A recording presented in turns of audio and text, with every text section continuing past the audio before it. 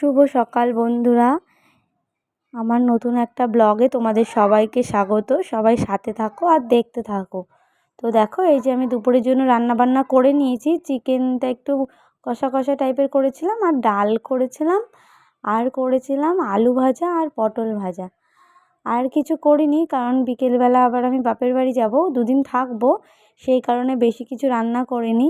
তো এই দেখো, আর ওর বাবা বাজার নিয়ে এসেছিলো, এই যে ডিম আর ওই লেবু, কলা আর এক প্যাকেট তেল এনেছিল, কারণ আগের দিন যে সবজি এনেছিল, তো এইগুলো শেষ হয়ে গেছিলো, তার জন্য এগুলো নিয়ে এসেছিলো। তো এরপরে আমি একটু রেস্ট নিয়ে নিয়েছিলাম খেয়ে দিয়ে দুপুরে। এই যে বিকেলবেলা এখন রেডি হব, রেডি হয়ে বাপের বাড়ি যাব। তো এই যে তার জন্য একটু মুখ ধুতে এসেছিলাম বলে এই যে ভিডিওটা করে নিচ্ছি। আর এই যে আমার ছেলে, আমরা চলে এসেছি। এই যে আমার ছেলে এসে একটু মিষ্টি খাচ্ছে।